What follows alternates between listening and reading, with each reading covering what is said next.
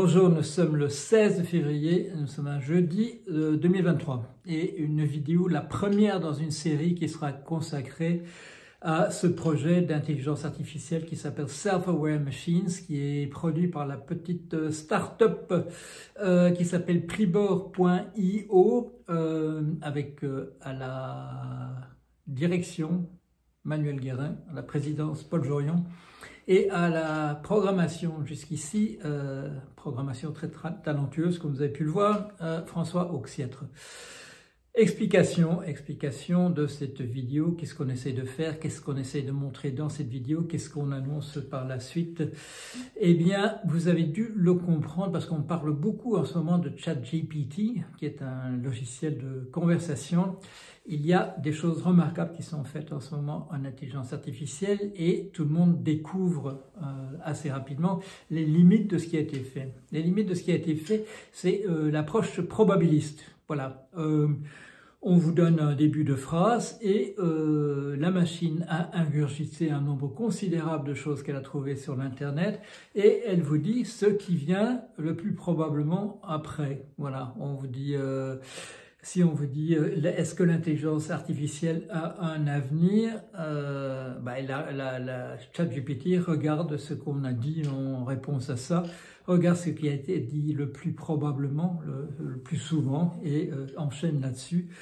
Et pour chacun des mots qui est produit, eh bien c'est le mot le plus probable qui vient ensuite. Alors c'est assez étonnant parce que, eh bien oui, qu'est-ce que ça produit? Ça reproduit la pensée commune. Est-ce que c'est original? Mais non, justement, c'est pas original du tout, puisque ça ne peut produire que des choses déjà connues, des choses déjà mises en boîte, des choses qu'on trouve déjà ailleurs. Est-ce que c'est choquant en général? Ben non, puisque en général, le savoir qui circule sur l'Internet est de bonne qualité. Alors il y a eu des expériences malheureuses dans le passé, comme le fameux projet TAI de Microsoft, où on convainquait assez rapidement la machine d'opinions, comment dire, pas correctes, pas assimilables, et la machine le répétait assez rapidement. Alors, il se fait que votre serviteur, Paul Jorion, avait été invité en 1987, ça date pas d'aujourd'hui, à faire partie d'une équipe d'intelligence artificielle et j'avais travaillé 3 ans à un projet qui s'appelait ANELA, Associative Network with Emerging Logical and Learning Abilities, réseau associatif aux capacités émergentes de logique et d'apprentissage. Voilà. J'étais parti sur une voie qui intéressait absolument personne à l'époque, à part les gens qui avaient l'amabilité de me rétribuer pour le faire.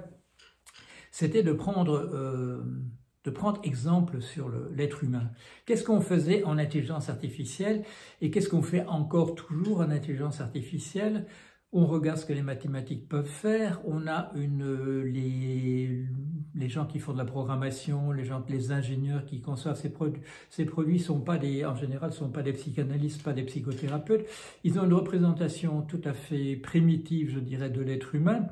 Ils ont ce qu'on appelle en anglais de la folk psychology, de la psychologie populaire, ce qu'on trouve dans les magazines. Voilà, nous raisonnons comme ça. Nous avons une conscience. Notre conscience a accès à un organe qui s'appelle la volonté. La volonté a des intentions et la volonté va pouvoir faire que nous allons mettre en œuvre les intentions. Bon. On n'a jamais vu ça, on n'a jamais vu la volonté, on n'a jamais vu la conscience, on n'a jamais vu l'intention. Et donc, quand il s'agit pour des programmeurs de mettre ça en code, eh ben, ils mettent ce qui leur passe par la tête, ils se fondent sur l'intuition, voilà. Non, il n'y a pas de réflexion sérieuse sur ce qu'il faut faire. La différence de ANELA dès le départ, c'est que c'est fondé sur une représentation de l'être humain tel qu'il est et non tel qu'il devait être, pour faire une citation célèbre. Qu'est-ce qu'on a fait dans la vidéo? On a montré, et c'est banal, et c'est idiot, et c'est stupide, mais ça n'avait jamais été fait. On montre des gens qui se déplacent dans la journée essentiellement pour trouver à boire, pour trouver à manger, pour aller faire pipi, pour aller faire caca, pour se reposer quand ils sont fatigués et pour trouver des partenaires, pour se retrouver à l'hôtel, pour mating en anglais, pour copuler en français. Quand ils n'ont plus assez d'argent parce qu'ils ont dû dépenser pour faire tout ça, pour manger, pour boire, pour aller à l'hôtel, ils doivent se rendre au bureau et là passer un certain temps au bureau et pour gagner de l'argent et pour pouvoir recommencer les jours suivants. Et qu'est-ce que nous avons fait? C'est ça, je dirais, l'originalité, ça ne se voit pas tout de suite ou on ne comprend pas tout de suite.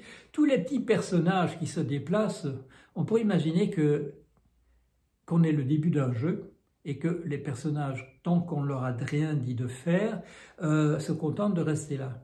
Et ce n'est pas le cas ici. Parce qu'ils ont soif, ils ont faim, ils ont envie de se reposer, ils ont envie de trouver un partenaire sexuel et ils bougent tous, chers amis. Qu'est-ce que ça veut dire? Ça veut dire que c'est ça que nous faisons nous aussi. Et que quand on nous pose avec la question de l'intelligence artificielle, comment est-ce que les gens apprennent quelque chose? Pourquoi est-ce qu'ils savent des choses? Eh bien, c'est parce qu'ils ont dû demander Bullet pour commencer. Ils étaient mal à l'aise parce qu'il y avait des machins qui étaient au fond de leur couche et ils voulaient qu'on les enlève. C'est comme ça qu'on est. C'est ça le message, le premier message de la psychanalyse. Nous avons des pulsions qui sont liées au fait que nous sommes des animaux et ces pulsions nous obligent à faire un certain nombre de choses.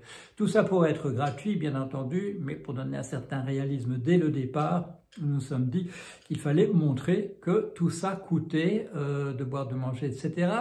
et qu'il fallait retourner au bureau pour gagner de l'argent. Alors, qu'est-ce que ça nous montre? Ça nous montre des personnages avec un panonceau au-dessus de leur tête. Et ce panonceau, il nous montre où en est l'état de leurs besoins, on pourrait dire de leurs pulsions, des urgences qu'ils ont. On voit un curseur qui augmente petit à petit. Voilà, c'est pas la même chose pour chacun des personnages.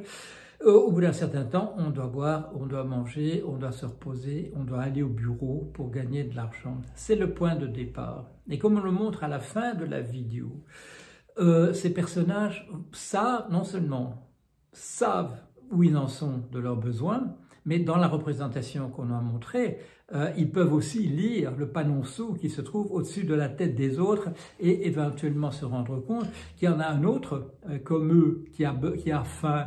Et on peut poser la question, qui est-ce qui a besoin de manger? Est-ce que tu as aussi envie de manger?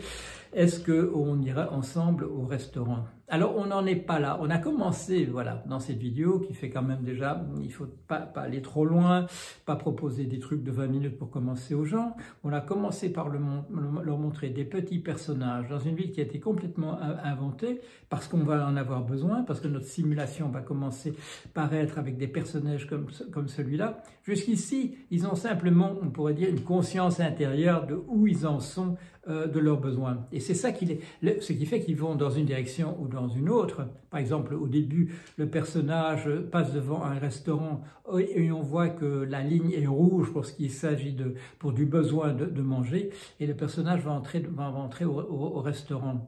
Peu de temps après, elle s'apercevra que Sam, parce que notre personnage principal est une jeune femme, elle s'apercevra qu'elle n'a plus assez d'argent, elle se rend au bureau pour gagner de l'argent, ensuite elle est fatiguée, elle rentre à la maison, et en fin d'après-midi, comme le curseur copulation est entré en zone rouge, elle se rend à l'hôtel avec d'autres personnes, et nous avons représenté ça par des petits cœurs qui s'élèvent au-dessus de l'hôtel au moment où il se passe des choses. Alors, ça peut paraître rien, notre petite vidéo, mais c'est énorme. D'abord, ça demande un travail considérable. Pourquoi? Parce que ça n'avait jamais été fait.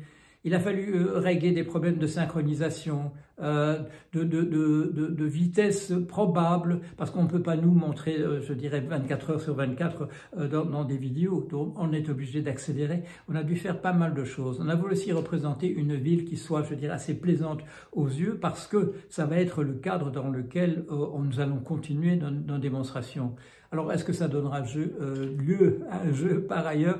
Je me trahis déjà. Oui, bien entendu, si on a l'occasion de pouvoir développer ça, on le fera aussi à partir de l'outil qui a été déjà mis en place. C'est dans le cadre d'un outil de développement qui s'appelle Unity, qui est tout à fait formidable, qu'on a pu faire ce qu'on a fait jusqu'ici. On va sans doute devoir faire appel à d'autres types d'outils. Nous sommes en train de réfléchir, par exemple, à comment faire appel à Mathematica pour la gestion de la mémoire individuelle de chacun des personnages. Nous sommes en train de travailler là-dessus. Mais pour les gens qui font de l'IA maintenant et qui regardent ça, ils auront déjà le sentiment que ça c'est autre chose. Ça c'est autre chose que ChatGPT. C'est un concept que j'avais développé donc à la fin des années 80. Il était impossible à l'époque de mettre ça, enfin de faire quoi que ce soit, je dirais véritablement. D'abord, on épuisait rapidement la mémoire des ordinateurs individuels dont on disposait. Ensuite, les outils graphiques n'étaient absolument pas... D'abord, j'allais dire, c'est pas à la hauteur, mais en fait, ils n'existaient pas. Si je voulais représenter un cube et lui faire subir une rotation, il fallait que j'écrive toutes les équations et ce qui demandait pas mal de cosinus, de tangentes, etc. C'était pas facile. Maintenant, tout ça existe, on peut y faire appel. Nous allons continuer dans cette direction-là. Mais nous espérons qu'avec cette vidéo, telle qu'on l'a montrée, ça ne s'adresse peut-être pas, je dirais, au public en général qui se dira, bon, c'est des personnages, c'est un jeu vidéo, on ne sait pas trop de quoi ça parle. Ça s'adresse essentiellement aux spécialistes, à nos collègues, nos confrères, consoeurs en intelligence artificielle, en leur disant, regardez, on a la piste pour sortir de l'ornière dans laquelle on est. Je ne dis pas que ChatGPT c'est une ornière, c'est déjà très important, c'est déjà imposant, mais il n'y a aucune création là-dedans. C'est uniquement, ça vous montre ce qui est le plus probable, c'est l'opinion la plus consensuelle possible, et il n'y a pas d'invention, il n'y a pas de création là-dedans. Nos personnages, ils sont mus par des pulsions, ils sont mus par l'affect, et comme j'avais déjà pu le montrer dans un des là, c'est l'affect, comme l'avait déjà suggéré Freud bien longtemps avec moi, c'est l'affect qui se trouve à l'arrière-plan, non seulement de nos sentiments, mais de notre désir d'apprentissage et de notre capacité à produire des phrases qui sont logiques sans que ce soit simplement respecter des règles de logique. Alors par ailleurs, ces personnages, vous allez le voir, vont acquérir une histoire, ils vont acquérir petit à petit un savoir. Ce ne seront pas des robots comme ceux de taille à qui on peut convaincre rapidement que Hitler finalement avait raison, etc. Non, ce seront des personnages qui auront une véritable personnalité et dont le système moral n'aura pas été inscrit comme des règles morales mises les unes après les autres. Non, ce sera comme dans notre cas, ce sera parce qu'on aura appris les choses dans un certain ordre et on aura découvert le monde d'une certaine façon, avec des punitions et des récompenses, des gens qui vous disent ceci c'est bien et d'autres qui vous disent c'est mal. C'est comme ça que ces personnages vont évoluer.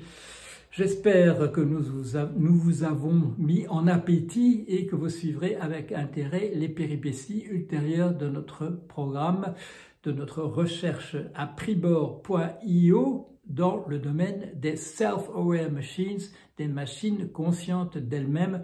La première étape, elle est là sous vos yeux, les autres sont en route. À bientôt!